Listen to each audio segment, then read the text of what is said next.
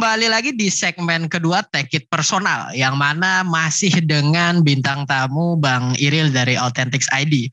Dan soal Take It Personal juga masih ada pertanyaan-pertanyaan yang mana emang pertanyaannya cuma 2 pertanyaan terakhir mengenai opini Bang Iril terhadap NBA dan bola basket secara seutuhnya. Nah, itu untuk pertanyaan yang pertama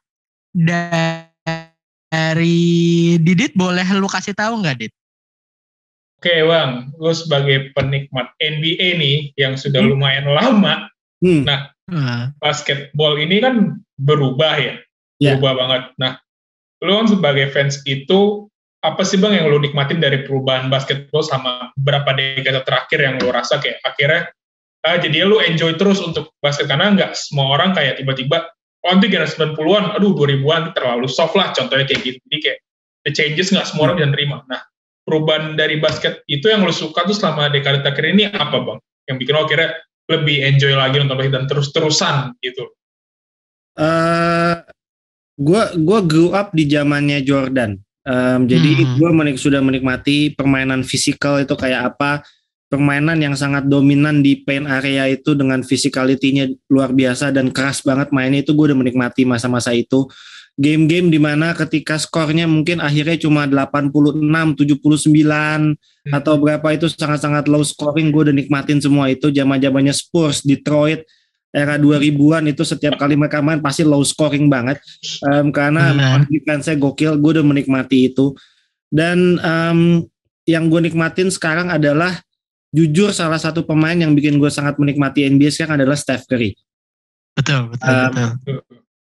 Sekarang itu pace-nya jauh lebih cepat, dan gak cuma pace-nya aja yang lebih cepat, tapi range-nya juga makin jauh gitu.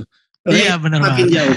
Pemain-pemain kayak Dame, kayak Trey, kayak Steph itu range-nya gue rasa zaman dulu nggak akan bisa gue lihat gitu kayak gitu. Even kayak kita bilang greatest shooter kayak misalnya Ray Allen nggak punya range sejauh itu gitu, dan bisa nge-shoot segampang itu dari jarak, dari logo, dan nggak ada. Dan itu semua sering banget gue lihat terjadi sekarang gitu. Yang paling gue nikmatin memang mainnya jadi lebih cepat, offense-nya lebih free flow-nya lebih enak dilihat, walaupun dibilang lebih soft, bentar-bentar foul, tapi sejauh ini gue nggak terganggu dengan hal itu. Tapi memang secara entertainment, pemain-pemain era sekarang nih lebih entertaining ya kalau gue bilang, dibanding yang dulu-dulu ya. Bukan dulu-dulu nggak skill setnya lebih banyak ya Bang ya. Skill setnya berbeda ya. Yes, skill setnya lebih banyak, dan skill set mereka memang menyesuaikan dengan modern era dan gaya main NBA sekarang ya. Mereka semua sesuaikan. Center bisa 3 point. Zaman dulu nggak ada lah yang kayak gitu. Semua kan isinya conventional center. Kalau sekarang benar-benar bisa dibilang ini udah positionless basketball lah. Semua bisa jadi, even yang badannya gede bisa jadi guard, yang gede bisa shooting 3 point. Jadi udah benar-benar positionless, udah nggak jelas lah siapa yang posisi utamanya apa, semua bisa main di berbagai posisi menurut gue.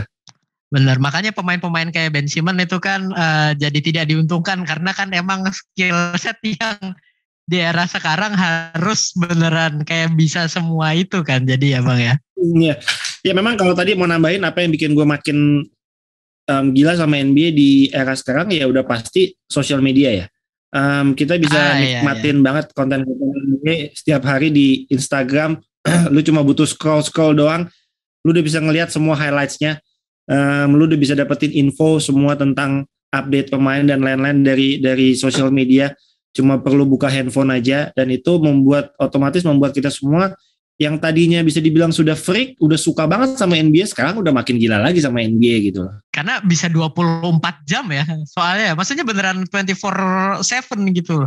Kita lihat kayak download aplikasi NBA aja gitu kan, notifnya udah macam-macam gitu. Belum lagi kalau misal ada yang download aplikasi VR atau The Athletic gitu, atau kayak The Ringer gitu. Itu kan beneran kayak dikasih terus gitu kan. Dan untungnya juga buat para fans itu kan kita gimana ya, kalau gue nggak bisa bilang bosen, cuma emang selalu ada hal-hal menarik gitu dari setiap berita-berita yang ada di NBA gitu.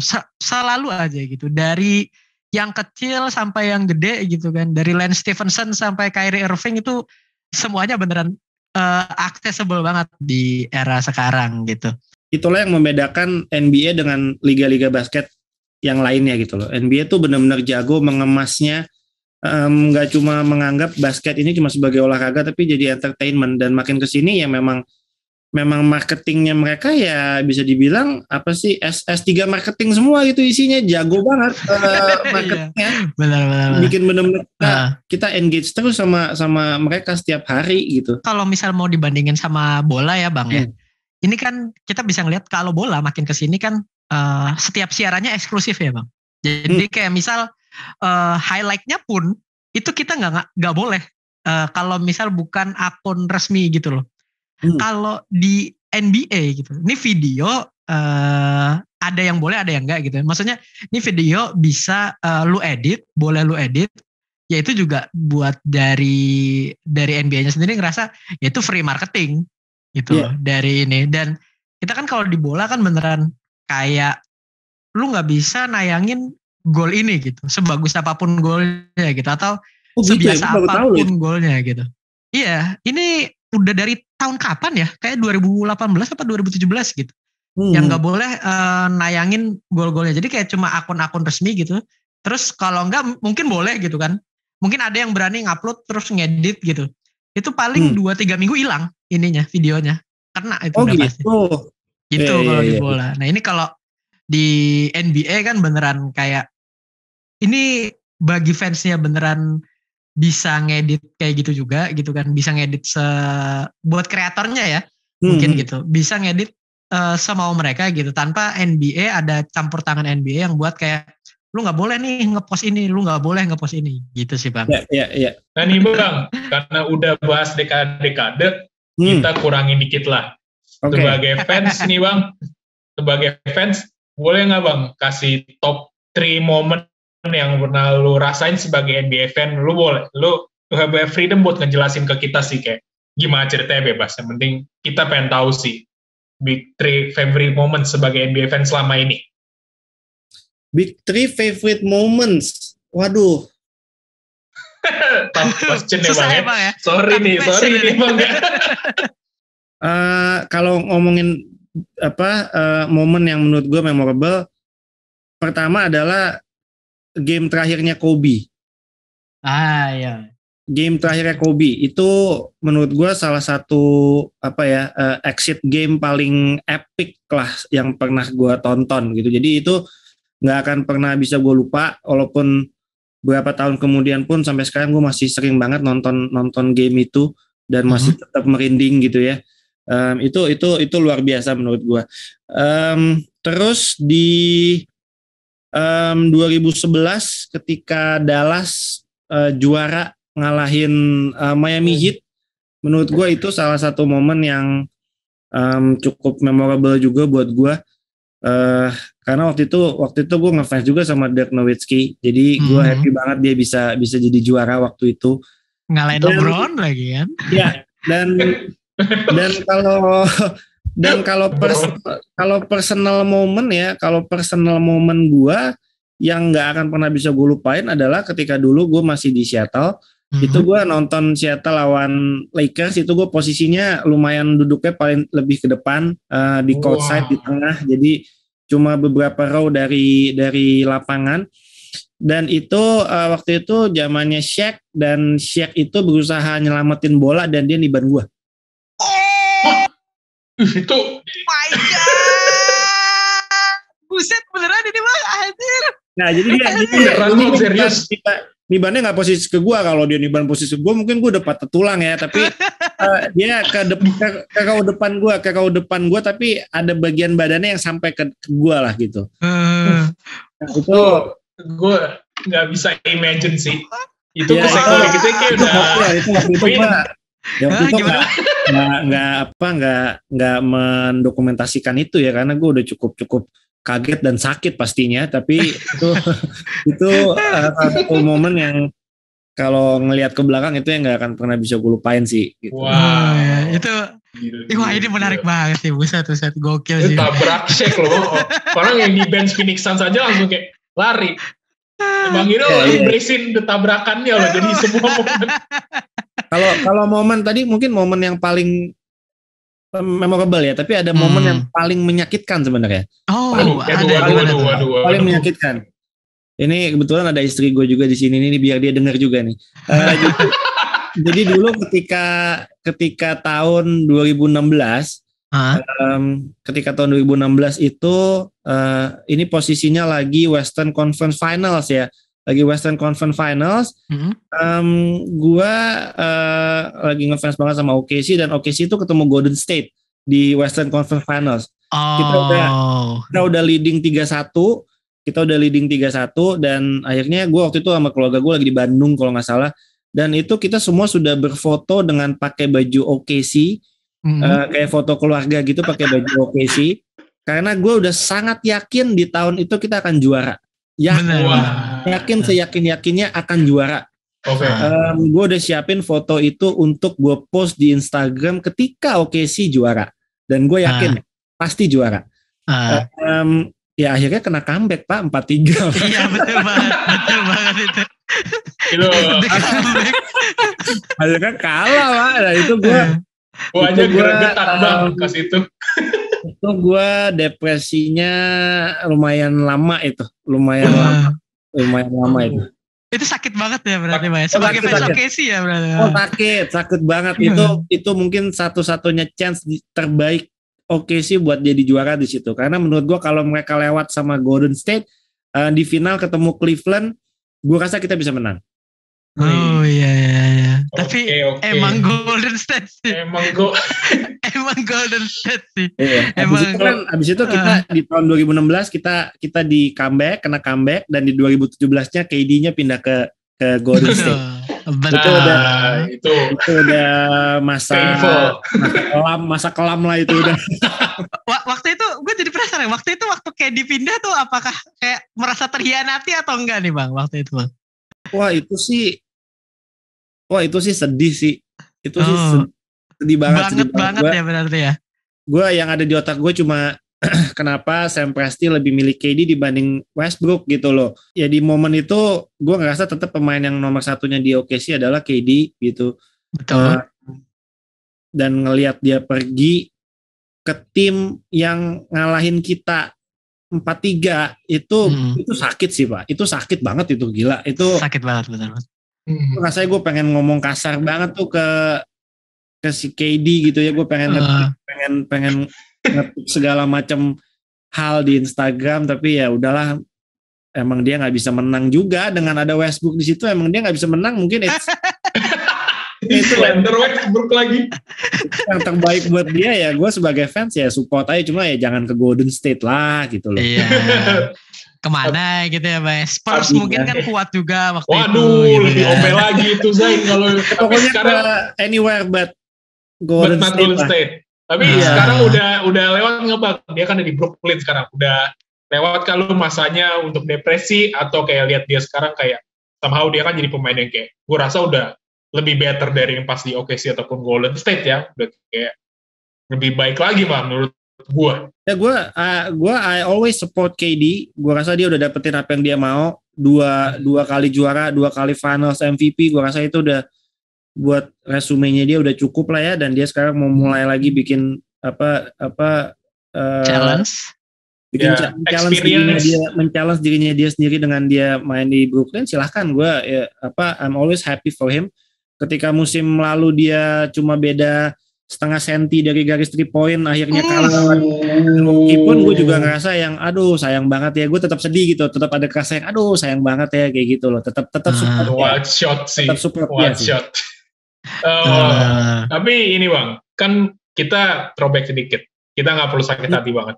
KD tuh gue pernah denger KD di podcast $1 Million Worth of Game, dia pernah bilang sih Bang, dia itu cerita pas di OKC, dia cerita bahwa 2012 itu adalah masa-masa dia ngerasa main basket itu paling fun. Dia merasa paling fun. Nah, menurut lu kan Bang Irian bilang 2016 tuh kayak paling close chance-nya buat juara. 2012 kan kayak KD ke final lah sama Westbrook, sama James Harden, sama mereka lah squadnya. Nah, lu sendiri kalau meng-compare itu mendingan run yang mana, 2012 apa 2016? Kalau lu sendiri personal pribadi sih. Dit, 2012 itu kita masih terlalu muda, Dit. Kita masih benar-benar itu main cuma having fun doang. Kita nggak ada beban, nothing tulus. Akhirnya mereka bisa sampai ke final, tapi mentalnya belum ada. Jago semua, very very talented. Cuma benar-benar ngelawan Miami itu udah bisa dibilang hopeless lah. Hopeless. Jadi kita benar-benar sebagai underdog gitu waktu itu. Tapi kalau yang di 2016 itu jujur gue sangat-sangat optimis sebenarnya, karena di situ kita posisinya udah bukan kayak underdog, pemain-pemainnya udah matang. Itulah chance yang terbaik kita. Bukan berarti di 2012 nggak keren ya, cuma itu benar-benar kita masih muda, Dit. Kita masih, intinya sampai ke final aja tuh udah bagus banget gitu loh. Itu benar-benar jadi experience buat mereka gitu. Dan gue rasa memang bukan di tahun itu mereka juara gitu, tapi paling nggak itu udah jadi stepping stone buat batu loncatan buat pemain-pemain itu buat tahu nih harus gimana gitu. Dan kalau di 2016 sih mereka udah matang banget ya, menurut gue itu udah benar-benar tinggal udahlah. So close ya. What if. Udah paling top lah itu sebenarnya. Iya, itu mirip-mirip kayak Suns atau Hawks musim kemarin ya berarti ya. Maksudnya yang 2012-nya sih gitu. Karena kan yang Hawks itu kan tiba-tiba Eastern Conference gitu. Phoenix juga ada Chris Paul gitu kan, dengan adanya Chris Paul beneran ngubah ruang gantinya jadi bisa sampai ke final dan masih nerusin performa mereka gitu kan di musim ini kan kejar-kejaran sama Warriors juga gitu kan. Nah, dan ini juga ya, karena memang di segmen kedua ini pertanyaan yang kita lontarkan ke Bang Iril sendiri sudah habis gitu. Sebenarnya pengen banget ngobrol lebih banyak lagi karena emang ini episode seru banget, berisi banget, terus juga pengalaman-pengalaman Bang Iril beneran bikin dengan ceritanya gitu kan, bikin merinding gitu. Gue sama Didit tadi ada chat personal juga, wah merinding nih, gila dengerin Bang Iril gitu sih. Jadi emang terima kasih banget buat Bang Iril yang udah mau mampir ke Tripit gitu. Semoga ini bukan jadi yang terakhir kalinya Bang Iril datang ya Bang Irilnya. Amin. Mungkin harus thank you Dit. Thank you tadi udah kita sharing di sini, kita ngobrol santai. Gue seneng banget bisa sharing kalau soal basket, soal NBA gitu, karena seneng banget lah ketemu teman-teman yang emang satu visi, satu passion gitu ya. Ya ngobrolnya bisa, ini kita ngobrol berapa? 1,5 jam. Mungkin kalau dihabisin 4-5 jam juga nggak berasa kayaknya. Ya mungkin kita di sini, kita juga nggak di sini dari sini kalau bukan karena Bang Edo juga sih. Jadi itu paling betul. We couldn't be here without you lah Bang, pokoknya kayak. Jadi kita makasih juga kayak lo. Mudah-mudahan Tripit bisa growing terus. Amin Bang. Dan keep making good contents juga buat edukasi kita semua. Kita sama-sama lah di sini, kita content creator sama-sama, jadi kita berkolaborasi aja sih. Iya Bang, siapa tahu live podcastnya bareng lagi kita kan, pada pasan nggak disuruh lagi. Tinggal di WA aja. Iya boleh Bang. Kita visit ke Mega Kuningan Bang. Oh siap. Ya karena itu udah dulu dari kita Tripit gitu. Pertama sekali lagi kita ucapin terima kasih buat Bang Iril karena udah hadir. Jangan lupa di follow Tripit Basketball dan juga Authentics ID buat edukasi konten gitu kan. Terus juga buat yang item terbaru dari Triple Overtime ID nih, ada lagi nggak nih Bang? Chicago Bulls. Terakhir tuh terakhir kemarin Steph Curry, nextnya Chicago Bulls. Yeah. Nah iya. Gue PO Bang, pasti. Gue pertama. Oke, kita undur dulu. Sampai ketemu lagi di episode selanjutnya.